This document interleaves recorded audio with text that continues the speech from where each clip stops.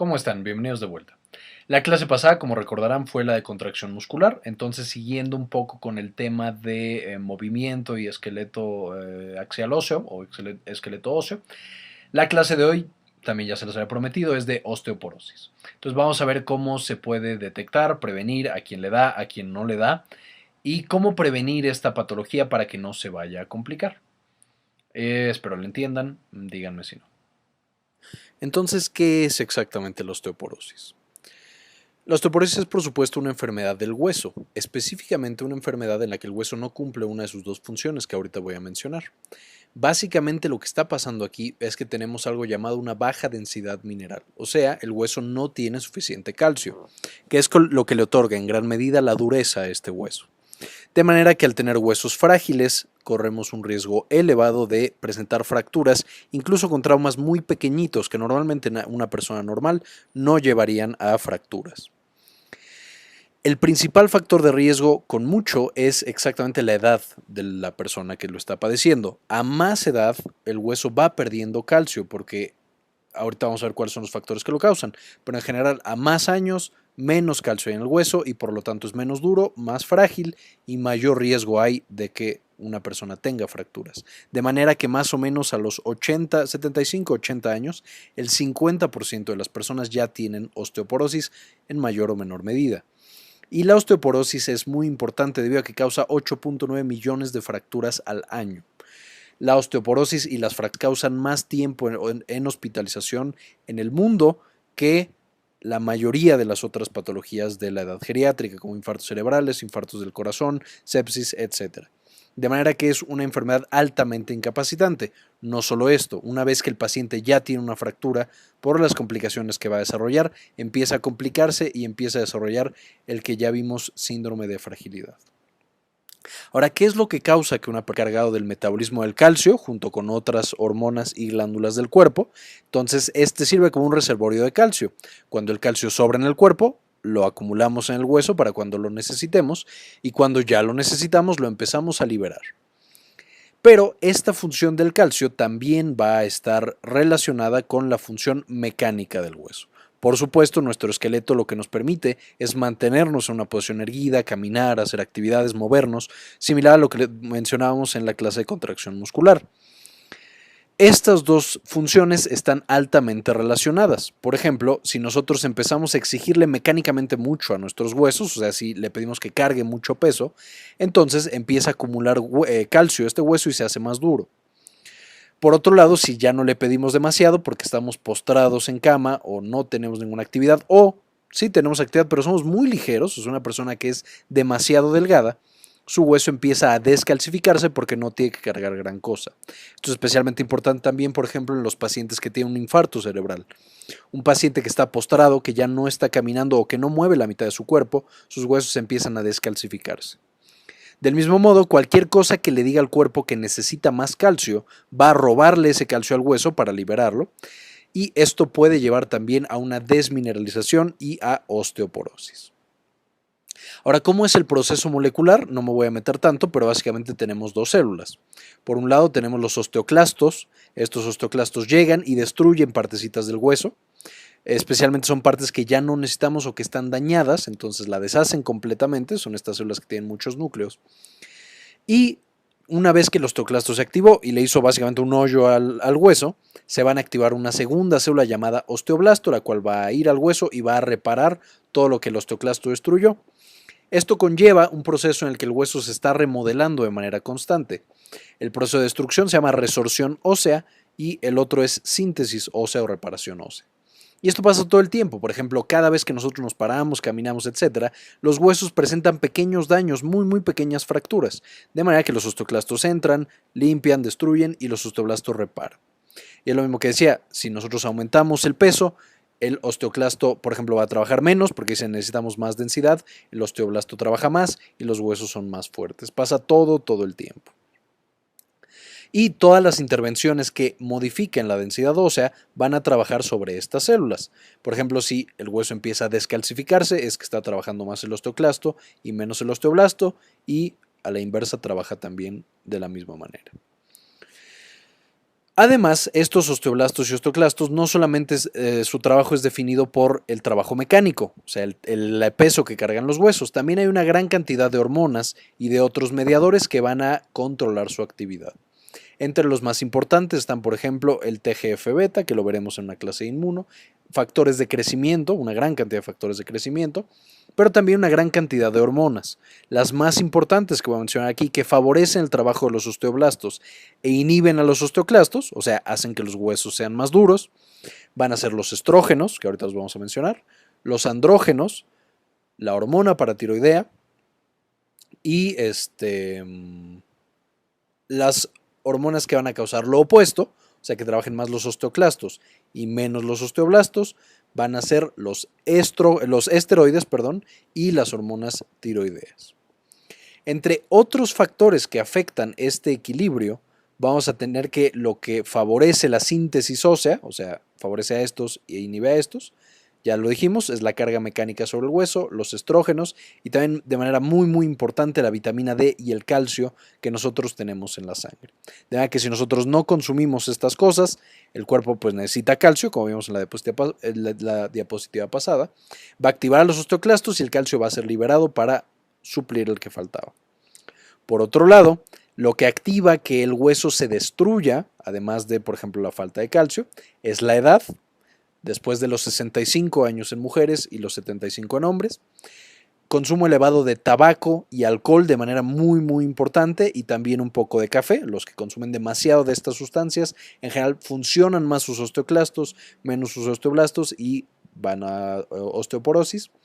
Algunos medicamentos, principalmente hormonas sintéticas como esteroides, pero también aquí de manera importante los antiepilépticos, fenitoína, entre otras. La desnutrición, especialmente de estos factores, pero también, por ejemplo, de proteínas y otras enfermedades, por ejemplo, enfermedades de la tiroides, enfermedades autoinmunes, el infarto cerebral, que ya lo vimos también, hace que se descalcifiquen por todos estos mecanismos. De manera que cuando nosotros tenemos a una persona con estos factores de riesgo, o sea que tiene estas cosas malas, le faltan estas cosas buenas, tenemos que empezar a sospechar que puede tener una patología en sus huesos y que por lo tanto lo va a llevar a que si llega a tener un accidente, una caída, o a veces incluso solo con caminar o sentarse muy rápido, puede llegar a tener una fractura. Ahora, ¿dónde aparece la osteoporosis y por lo tanto la fractura con mayor frecuencia? Hay 3 lugares principales, aunque en general puede aparecer casi en cualquier hueso. Los más importantes son el antebrazo, principalmente la muñeca, no solo porque se descalcifican, sino porque son zonas de mucha carga y que a veces sufren impacto, por ejemplo al caer. En segundo lugar, no es por orden de frecuencia, todos son bastante frecuentes, pero en segundo lugar menciono a la pelvis, específicamente al fémur, especialmente el cuello del fémur, son fracturas muy comunes y en el caso del fémur es devastadora para el paciente debido a que él queda postrado, o sea, ya no puede caminar y eso va sumiéndolo en un círculo de dependencia, depresión y va empeorando la vida del paciente de manera muy rápida. Y en las vértebras, que estas son las más devastadoras porque no solamente causan mucha dependencia, sino que también causan dolor muy intenso y son difíciles de diagnosticar. De manera que un dolor repentino e intenso que no se quita en un paciente mayor, que tiene factores de riesgo para osteoporosis, puede ser una fractura de las vértebras. Y ya lo dije, también puede aparecer en costillas, húmero, casi todos los huesos. Ahora, ¿cuándo es que nosotros tenemos que empezar a sospechar que una persona puede tener osteoporosis? Aquí les muestro una gráfica muy bonita que dice cuál es el progreso natural de un hueso de una persona. Nosotros nacemos, nuestros huesos no están demasiado calcificados, porque pues no caminamos, no los usamos para demasiado. Conforme vamos creciendo, les vamos poniendo más peso, vamos desarrollando nuestras hormonas. En la pubertad que empezamos a producir estrógenos las mujeres y andrógenos, testosterona los hombres, estas empiezan a nutrir aún más el hueso hasta que alcanzamos un pico de densidad mineral ósea. O sea, un pico en el que el hueso es más resistente de toda nuestra vida, que es más o menos a los 30 años de edad. Y a partir de los 35 años de edad, normalmente empieza a bajar la densidad ósea. Este bajón de densidad ósea es especialmente importante en las mujeres porque en la menopausia y en el climaterio, ya lo mencionamos, dejan de producir estrógenos y entonces este hueso ya no tiene esta hormona que la protegía de manera tan importante y empiezan a perder mucha densidad. En los hombres seguimos produciendo testosterona mucho tiempo en la vida, de manera que aunque sí empezamos a perder densidad ósea, se pierde mucho menos que en las mujeres. Es por esto que uno de los factores de riesgo importante es justamente el hecho de ser mujer.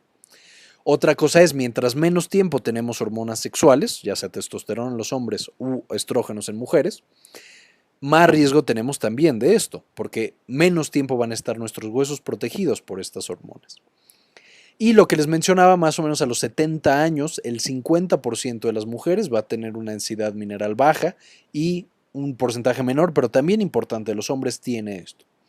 De manera que estos son las principales áreas o edades de riesgo que nosotros necesitamos tener en cuenta para las personas con las que estamos, las personas que nos preocupan, para revisar que no estén teniendo este problema. Una manera fácil clínicamente de saber si una persona está teniendo problemas óseos es en general la talla. Si vemos que una persona empieza a hacerse chiquita, que es muy común, decimos, ay, es que fíjate que mi abuelita ya está más chiquita de lo que estaba antes. O tal otra persona mayor ya está encogiéndose.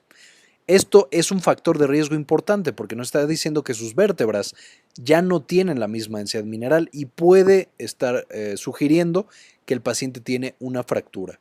No siempre es una fractura, pero hay veces y aumenta el riesgo pues de que sea una fractura. Y otra cosa característica es que se empiezan a enchuecar, ya sea hacia adelante o hacia los lados. Esto también nos dice que las vértebras no están bien calcificadas y que este paciente tiene un riesgo mayor. Ahora, ¿cuáles son los factores de riesgo? En general, una edad mayor de 40 años, ahí ya empieza a haber un riesgo un poco mayor. Sin embargo, clínicamente o legalmente, necesitamos checar a los pacientes si es una mujer después de los 65 años de edad y si es un hombre después de los 75 años de edad. Si es una mujer, ya quedamos, tiene mayor riesgo por este periodo en el que ya no tiene hormonas sexuales. Cualquier cosa que tenga inactividad, o sea, si ya no le estamos exigiendo a nuestros huesos que carguen peso, pues entonces los osteoclastos se van a volver locos y van a destruir completamente el hueso. Esto es muy importante para todos los pacientes mayores que están en cama por alguna razón, ya sea por enfermedad de Parkinson o infarto cerebral, que ya lo hemos mencionado de manera muy importante, o alguna otra cosa que impida que el paciente use esa parte del cuerpo o esté tal cual en cama demasiado tiempo. La gente que consume mucho cigarro, café o alcohol, ya lo mencionamos. Uso de medicamentos, principalmente esteroides o antiepilépticos como el fenobarbital y el otro que mencioné hace rato. Falta de hormonas sexuales, estrógenos o andrógenos. Todas estas personas que antes de lo debido ya no tienen ovarios, por ejemplo, en las mujeres o testículos en los hombres por la razón que sea, o que se les da tratamiento para bloquear estrógenos y andrógenos, como el cáncer de próstata o el cáncer de mama. Estos tienen factores de riesgo muy importantes para desarrollar osteoporosis. Y también el bajo peso, o sea, un índice de masa corporal menos de 20, predispone a que esa persona tenga osteoporosis y, por lo tanto, fracturas. Ahora, ¿cuáles son los signos y síntomas? Desafortunadamente, la osteoporosis no da ningún signo y síntoma, excepto cosas muy sutiles, que es esto que les decía, que se empiezan a achicar las personas y se empieza a enchucar un poco su columna. Pero ya que da signos y síntomas, normalmente son fracturas de baja energía. O sea, es esto que la persona iba caminando, bajó un escalón y de repente algo tronó y empezó con muchísimo dolor. O se sentó, dio un sentón incluso pequeño en un coche o lo que sea y le empezó a doler muchísimo la espalda. Lo revisamos y tienen fracturas francas de muñeca, de algún otro hueso, de cadera o de vértebras. Y también, como ya mencionamos, esto va a llevar a que el paciente tenga complicaciones muy importantes. Un paciente que tiene una fractura pues va a estar inmovilizado, lo cual empeora aún más la osteoporosis y empeora una gran cantidad de cosas.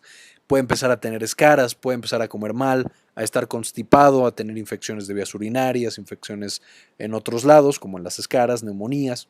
Puede empezar a tener problemas cognitivos. O sea, una persona que estaba en general sana, que no detectamos nosotros la osteoporosis y de repente se fractura, puede ser desastroso para esa persona, debido a que tienen un síndrome llamado síndrome de caída o post-caída, en el cual tienen todas estas complicaciones y empieza a caer la calidad de vida del paciente muy, muy rápido. Y esto simplemente nos está traduciendo en que el paciente tiene síndrome de fragilidad. O sea, un paciente que era sano, que no se revisó a tiempo y tiene una fractura, puede caer y desarrollar síndrome de fragilidad, que ya vimos en la clase de síndrome de fragilidad, y de pasar a ser sano en un año o incluso menos, puede complicarse tanto que incluso fallezca esta persona. Así de importante es este síndrome de osteoporosis.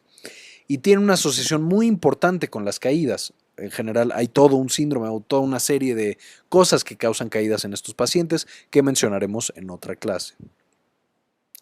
Entonces, si nosotros sospechamos que una persona tiene osteoporosis o creemos que está en riesgo, ¿qué es lo que tenemos que hacer?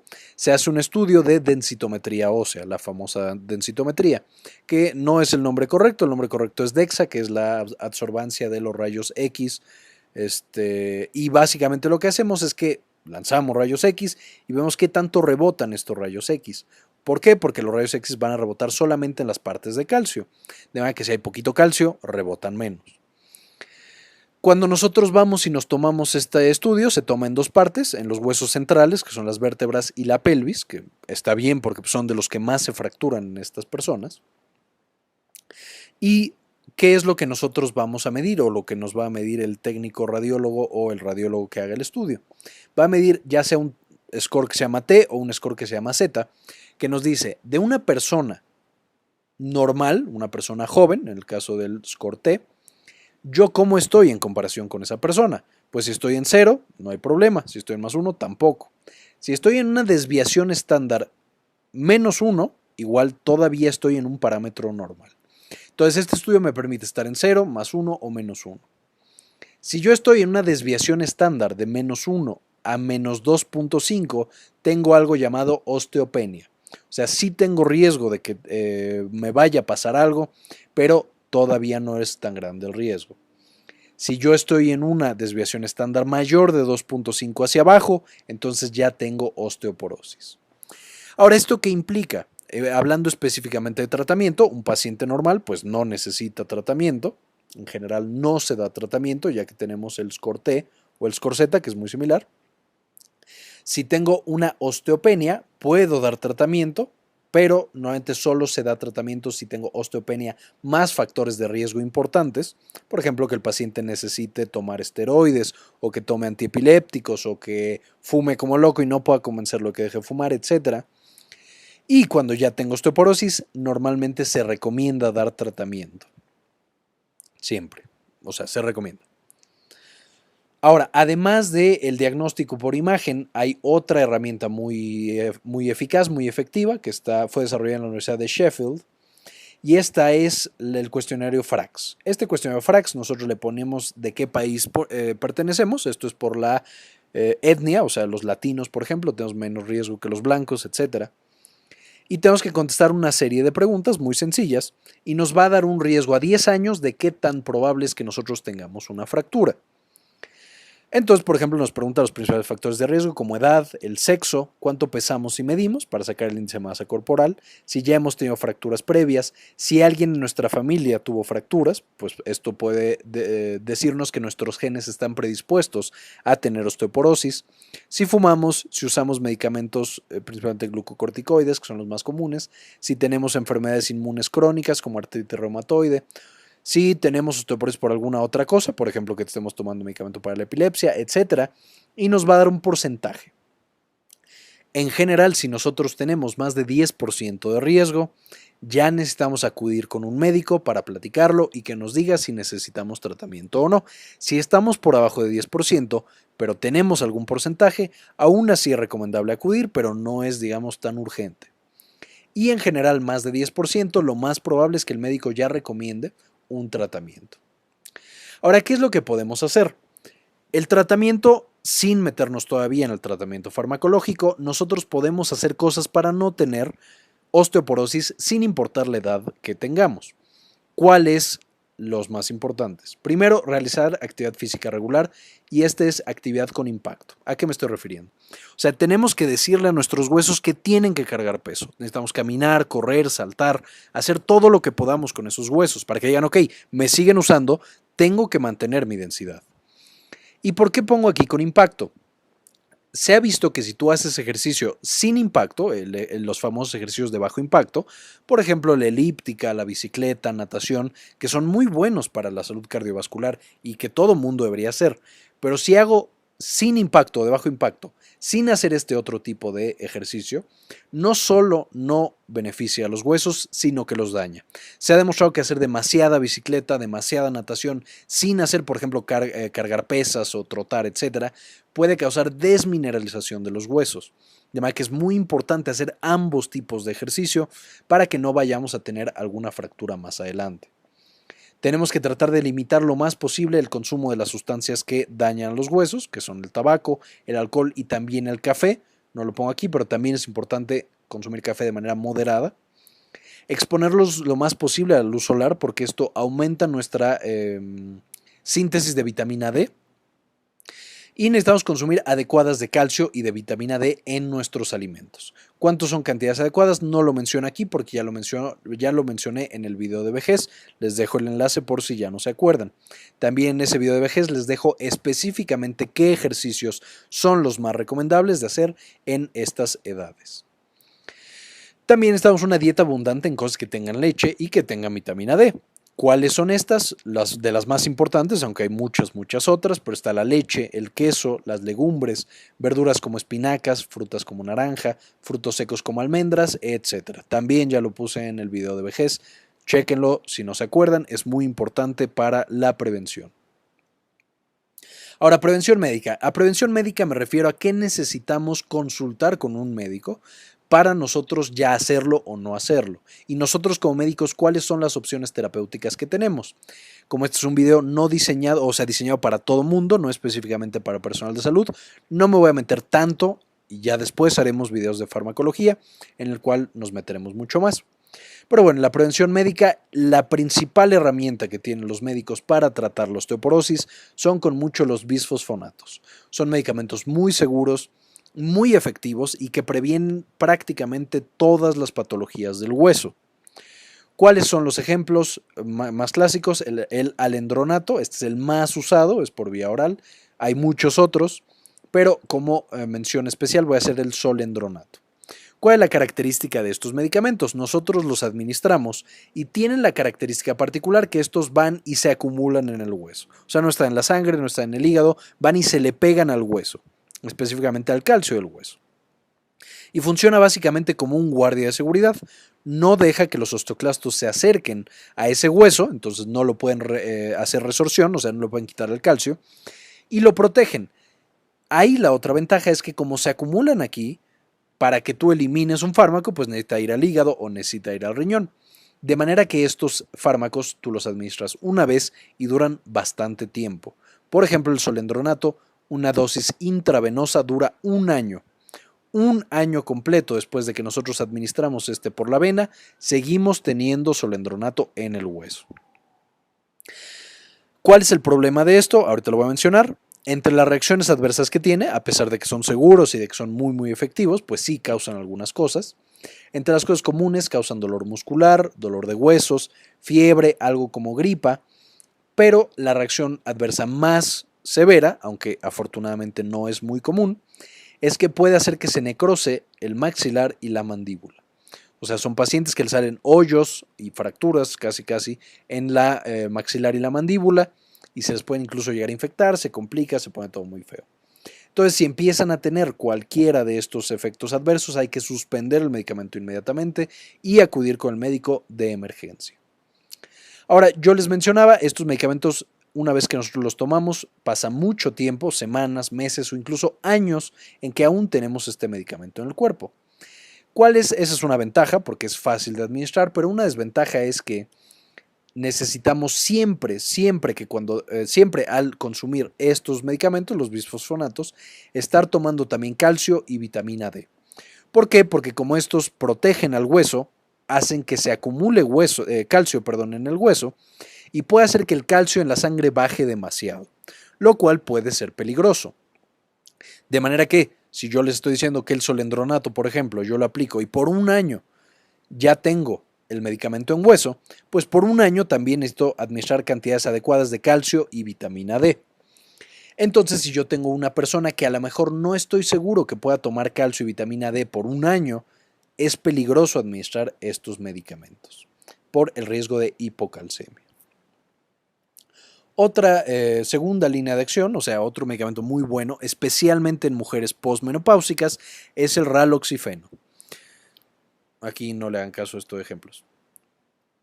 Este raloxifeno, ¿qué es lo que hace? Actúa justamente como un agonista estrogénico. O sea, es como si nosotros administráramos estrógenos.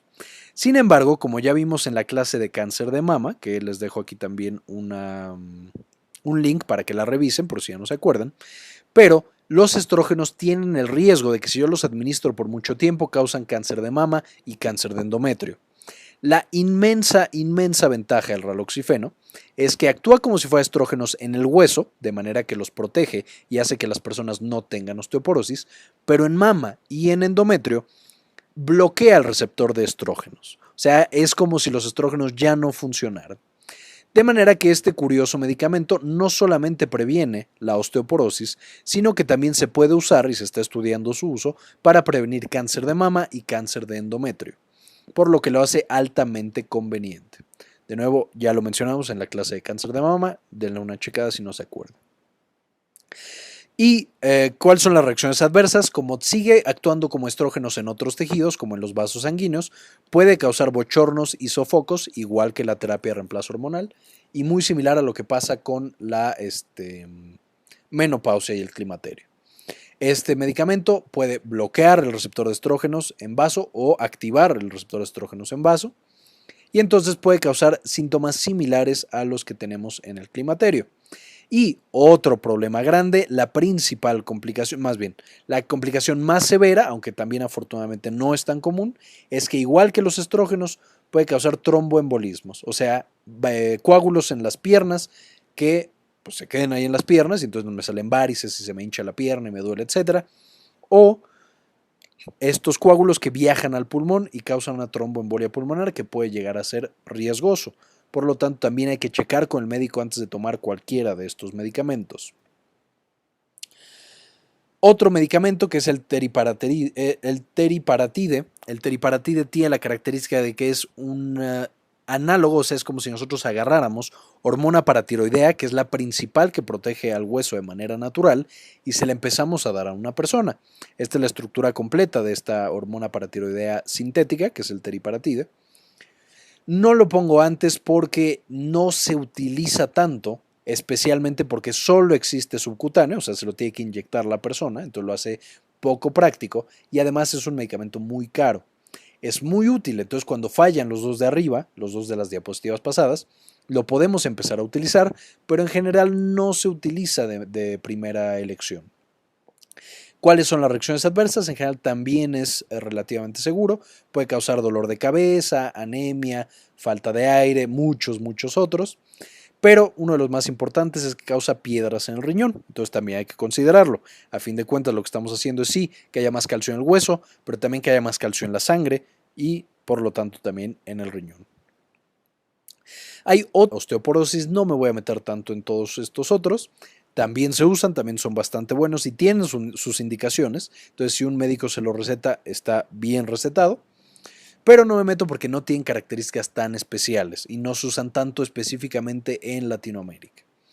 ¿Cuáles son estos? El ranelato de estroncio. Es muy bueno, es muy común, causa mucha esofagitis, muchas reacciones de estómago, acidez, etc. Pero es muy bueno. La calcitonina, también muy bueno. Normalmente se usa cuando todos los demás tratamientos han fallado porque es muy fuerte para proteger el hueso. Sin embargo, sí puede causar que baje demasiado el calcio en sangre, por ejemplo. Y uno nuevo que es extremadamente caro, pero ha estado mostrando muy buenos resultados, es el denosumab, que bloquea, es un anticuerpo que bloquea uno de los receptores de los osteoclastos y bloquea completamente o casi completamente su acción en la resorción ósea. Entonces se está probando, es muy caro, pero parece ser que es muy bueno. Y muy bien, para que puedan leer más, para que puedan saber más, si es que les interesa el tema y quieren ver qué onda, les recomiendo estos. Este es un libro muy bueno de geriatría, que es el Rockwood y Phillips. También les recomiendo la guía del Cenetec. Esta está muy sencilla, muy concisa y es lo que se usa en general en México y en otros lugares de Latinoamérica. Y como siempre saqué prácticamente todas las imágenes de Wikipedia. Muy bien, eso fue todo. Espero que les haya gustado y le hayan entendido. Como ya habíamos visto la clase pasada de qué es, yo les había pedido que eligieran entre dos clases que podía subir, que eran VIH y osteoporosis, y eligieron osteoporosis, entonces aquí está. Ahora pueden elegir entre otra vez VIH y acné. Díganme cuál es la que más les interesa y esa es la que subo. De todos modos voy a subir también un video, como ya había prometido, de infarto cerebral, o sea, relacionado con rehabilitación y tratamiento después del infarto cerebral. Y bueno, eso sería todo. Avísenme qué les parecen las clases y como siempre, ayúdenos a cambiar el mundo, compartan la información.